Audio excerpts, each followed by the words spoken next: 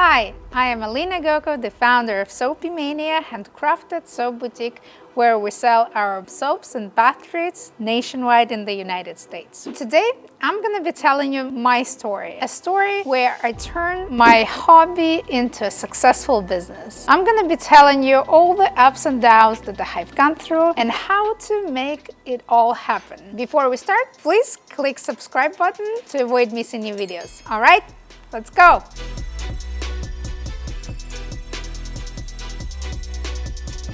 I think I need to start from the very beginning. 2010, I am a 27-year-old girl moving to the United States. I came straight to Los Angeles, California with $700 in my pocket. Was it brave? I don't know. Was it bold? It was. I had a dream. I wanted to change my life. And here I am, 2010, an immigrant from Russia with no connections, no friends, no money, in the best city in the world, in my opinion. Shortly after I moved to Los Angeles, I realized that something is going on with my skin. It got very dry. It got very traumatized. And I couldn't solve the problem. Of course, the first solution, what would you do? You would start using anything that you see online or on the store shelves. I started trying lotions, oils, creams. I think I've tried it all, you name it, nothing really worked. Since I have a master's degree in engineering and I have been working as an engineer for the military my entire life, I decided to engineer a solution myself. There is a problem with my skin and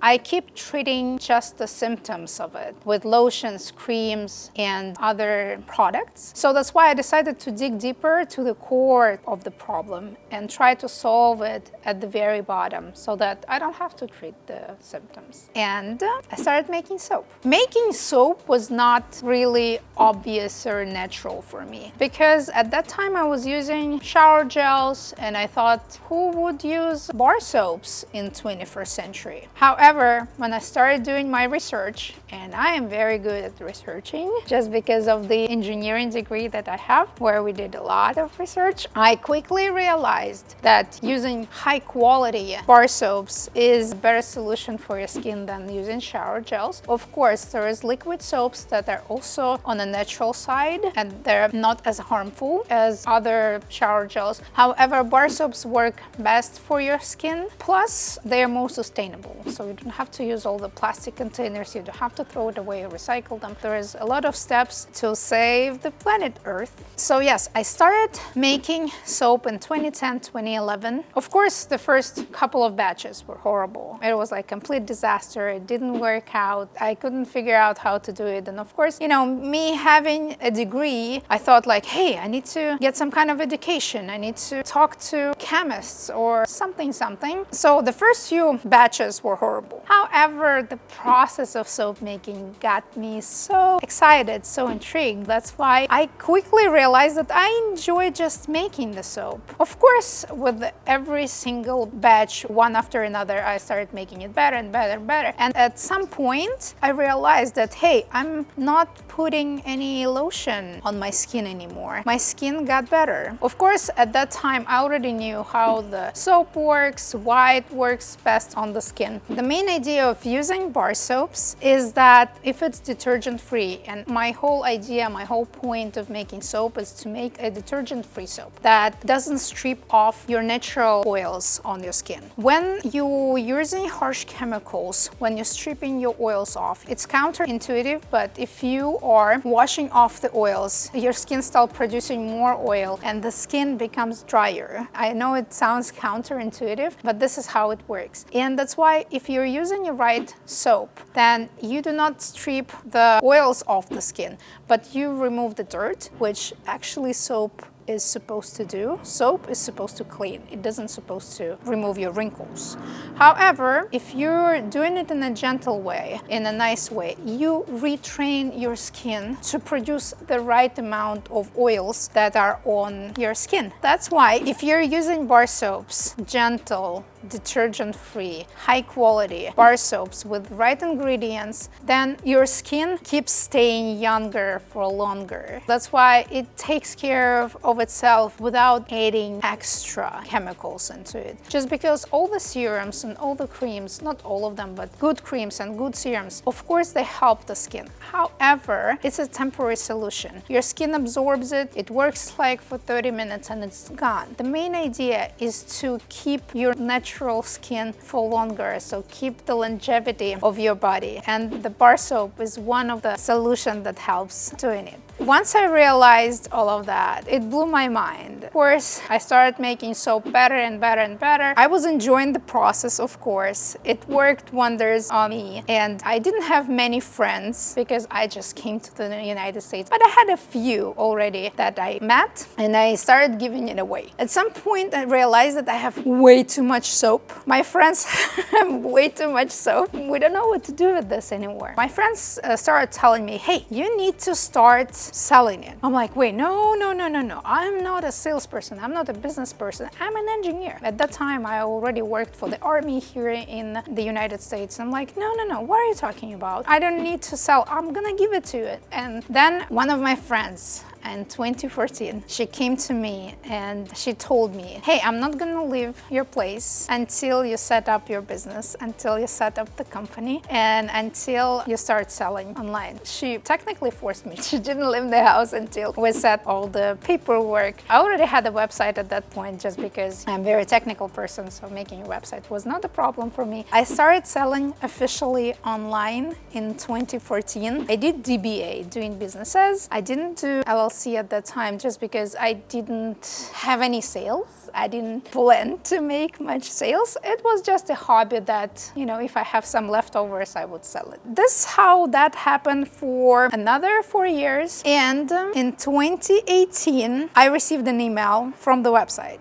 Normally, the emails from the website, it's either spam or someone wants to sell you something, and I was not really interested, and I didn't even check this email very often. But one email just grabbed my attention. I sent it to my husband, which happened to be a very talented salesperson. We were like opposites in these terms. He did his magic and he said, hey, this sounds legit. This company exists. Just talk to them. I'm like, I don't know how to talk. I don't know what to do. What should I tell them? And he's like, okay, you want me to talk to them? And I'm like, yes, please. So this is how my husband started the communication. He said, hey, they need like 100,000 pieces of this thing. And then he turned to me, what is this they're asking? Like, what is sugar scrub cube? This was like the sugar scrub cubes that is my love and my passion. I think that's the perfect product of them all. He saw that in the house, he saw that in our shower, but he didn't know what that was. And he's like, well, okay, just make them samples. The next half year was the first step into business from my side and the first very stressful moments where I was getting out of my comfort zone to the point where on the meetings with this big company, it actually happened to be national retailer, one of my favorite ones, and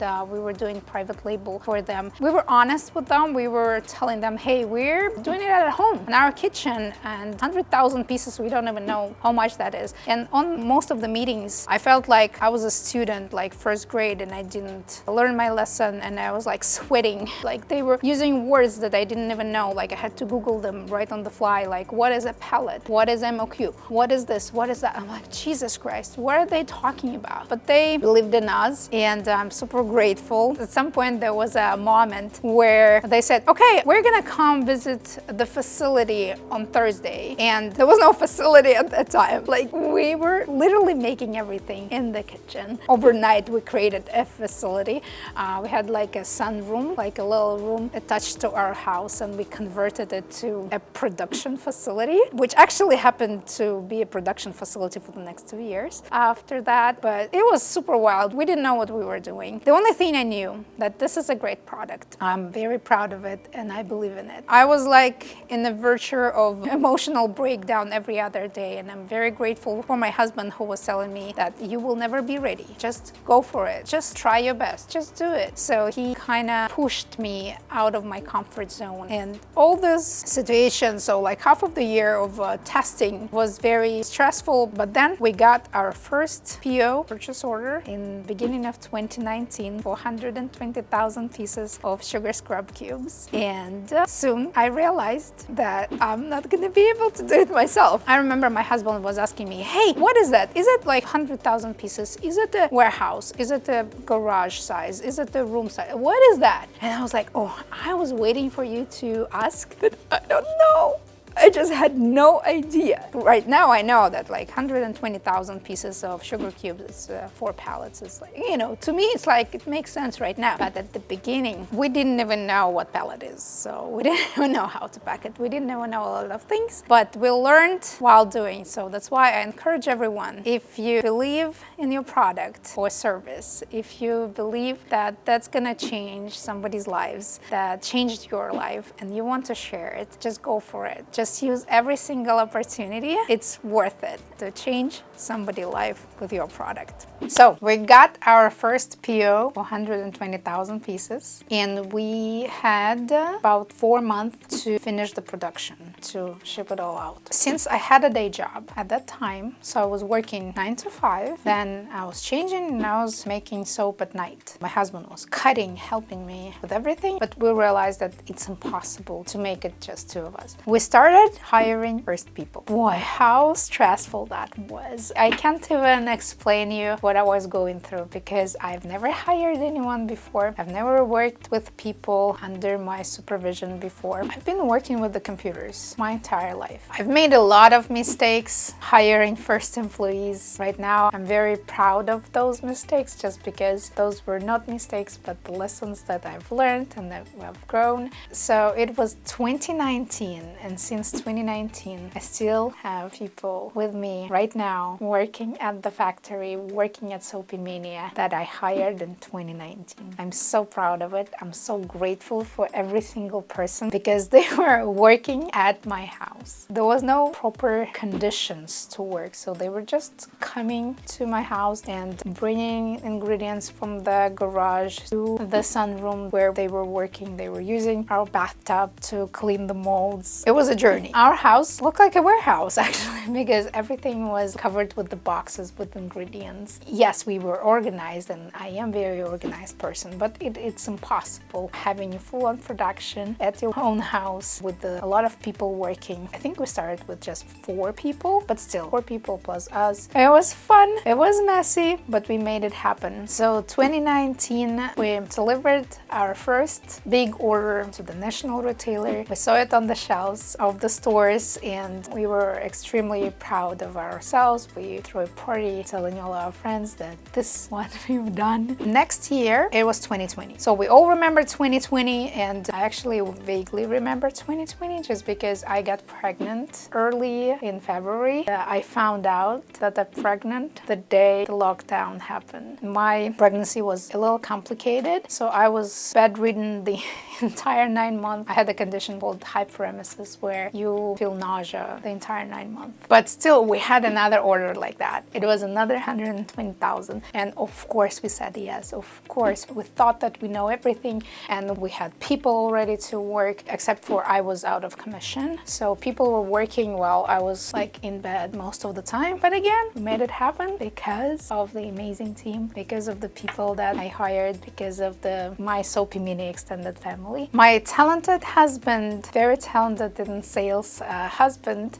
started thinking that we can sell something else, not just the scrubs. We can do something else. We can find other clients and we can sell our soaps. And he did his magic, and I'm not even sure, but we got to Whole Foods. We had to deliver Whole Foods on October 25th of 2020, and my due date was November. So I thought, it's like, perfect. I'm gonna make everything. I'm gonna make all the soap. I'm gonna teach my girls how to make soap, just because at that time they only knew how to make scrubs and no one knew how to make soaps. Actually, I didn't even have proper formulas like written down, anything. I just knew how to make it, and you know, me being an artist, I was like, okay, let's make it this way, let's make it that way. I just knew how to make it, but I didn't have proper instructions for the girls. But Eli, our son, decided to be born, come to this world a little earlier on October 19th. which is 6 days before our first delivery, and the soap wasn't ready. In fact, on the day, in the morning of October 19th, the girl was supposed to come and I was supposed to start teaching her how to make everything, just because we make our soaps to order. We don't make it ahead of time so that all the soaps is fresh. And we still keep this rule at Soapy Mini at the warehouse where we make everything to order. We do not have large inventory and everything is just freshly made for you if you order it from the website. So the girl came at 9 a.m. to learn how to make soap, but an hour before my constructions had started, and she found me already getting ready to go to the hospital. It was like crazy stressful time. Technically, I did not have maternity leave even for a day or something, just because after I gave birth, the very next day I was at the production site. I was telling the girls how to make soap. I was not fully functioning, of course, but I was still over there making the soap with like baby Eli. He was like super tiny. He was born a little earlier. So he was smaller than he was supposed to be. So with the little baby on my shoulder, I was like using the other hand to help the girls make the soap. I'm so grateful for the team, just because they roughed it through. I could rely on them and they gave their shoulder at the stressful times. They didn't leave me. They didn't get scared. They just decided, okay, we need to rough it through. And they did. And we actually delivered our first order on October 25th of 2020 with baby Eli. That was actually a questionable decision because it's just right in the middle of pandemic. We brought a 6 days old baby to a store. I don't know what we were thinking of, because it's a little crazy. I think the hormones or something was not giving us any logical decisions. So yeah, we brought him with us. We're setting up the first stores. So here's the picture itself. Oh, we did it. So yeah, this baby was born to become a successful entrepreneur just because he doesn't have any other choice. This was his life from the day one. After we fulfilled our first Whole Foods order on October 25th of 2020, we started growing very quickly. From one store, it became 10 stores, it became 15 stores, and we got approved to become regional at Whole Foods, which covers Southern California, Nevada, and Arizona. It also covers Hawaii, but it's a little too far, so we didn't put any focus on this. Technically, these 3 states, Southern California, Nevada, and Arizona, were under our control, and we started expanding very, very soon. And our house became even messier. Meaning we had so many new Whole Food stores. It was completely new for us, because if before for the national retailer we were making just one batch and we delivered it all at once, versus at Whole Foods we had to deliver every single order to every single store directly. It's weekly orders, reorders, and it was a new process for us.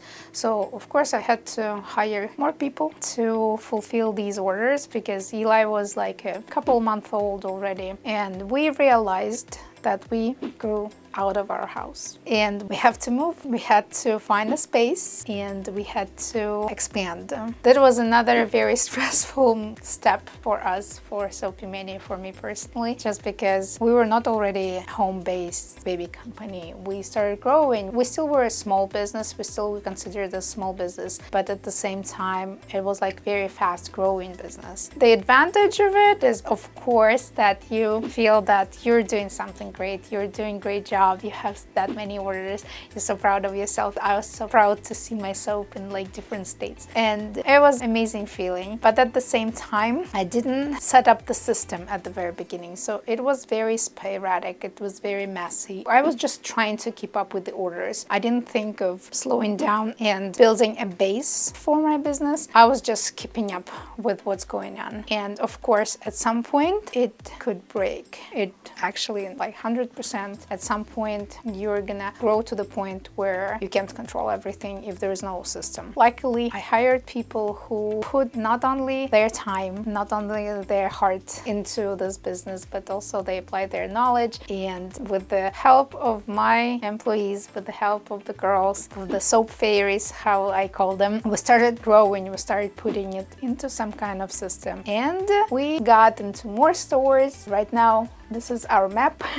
Like these little ladybugs represent the stores that we are in, the states we're in. That's very inspiring. I love looking at the map and I love adding new ladybugs to it. So yes, building a system is very important. Setting it all up, probably even slowing down your orders or hiring the right people at right time is very important, because you don't want to lose it all at once. If you can't keep up with orders, if you can't fulfill them, if people stop reordering, if retailers complain. And this is what happened. We actually had a situation when one of the retailers that said, hey, like, we're gonna kick out this company and we're gonna place you if you're gonna be able to maintain the speed of production and maintain the quality of delivery and everything on time, because this company will like them, they're great, but they take too much time to fulfill the orders, and this is not a good thing. You don't want to get yourself in this situation. That's why building a system and building a team is very important. Since our first order was from the national retailer and we started growing to the retail side right away, we started growing to the stores versus building up the brand and brand awareness and selling online to direct consumers. Since we learned this first, we started growing this way, which actually gave us a lot of complications later, just because at some point, one of the problems that a company can get into, that you're growing too fast too soon, meaning you're not ready, you don't have enough finances, you don't have enough investment money, you don't have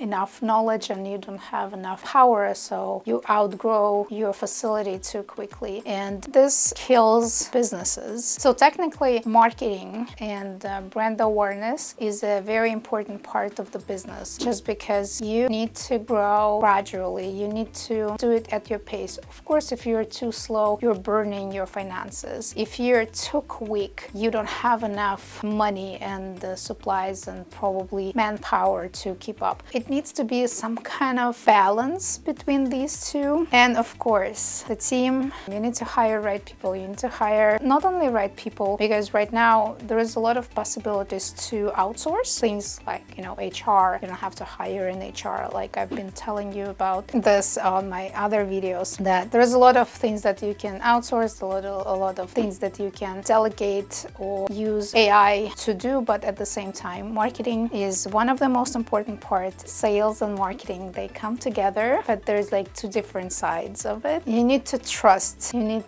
to learn how to delegate, and you need to know how to let it loose for yourself very quickly.